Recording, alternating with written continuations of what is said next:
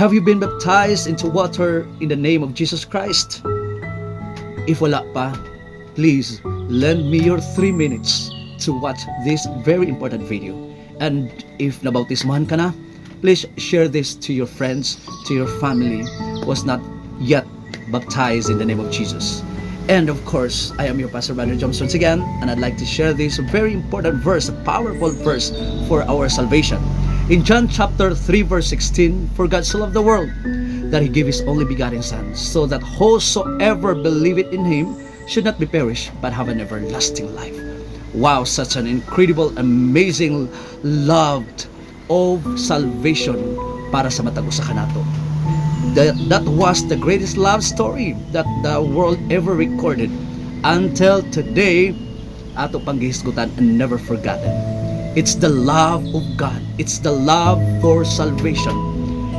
Busa ikaw nga nagpatalinghog karon, I'd like to say that God loves you. Smile, because the God in heaven, the Father in heaven, Jesus Christ, loves you so much, and He wants to save you.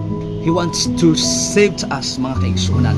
He loves you, He loves me, and He wants to save us all. So first, we have to believe in Him so that we will not be perished. So kinahanglan kita mutuo. Kinahanglan we have this faith that Jesus Christ is our Savior, and He's the only one Savior. And our faith must have an action, because ang pagtuo nga walay binuhatan kini patay. So importante aduna kini action, and the action of that is repentance. We have to repent. We have to turn away from the wickedness. We think that it's not good, the utan nga mga binuhatan, paningkamutan nato nga atong mabiyaan. That's the true repentance.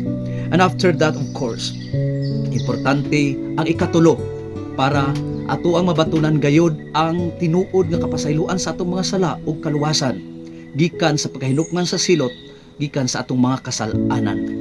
So in Acts chapter 2 verse 38, and then Peter said unto them, repent and be baptized every one of you in the name of Jesus Christ for the remission of sins, and ye shall receive the gift of the Holy Ghost.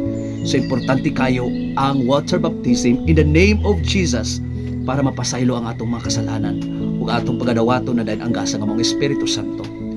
Mao nang importante, mga kaigsunan, if you are not yet baptized into the water in the name of Jesus, please listen to this video and hinuklugi kini. Importante ang bautismo sa tubig sa pangalan ni Ginoong Hesukristo. And if you have some confusion, clarification, or questions, please ayaw gyud kaulaw, igsuon kala to come, and pwede ka mag-chat sa ako, or you can come here din sa atong fellowship center sa likod sa ako ang ato ang panimalay dinhi sa zone 3 Impalutaw, Ipasugong Bukidnon. So along the highway lang kita, mga kaigsunan.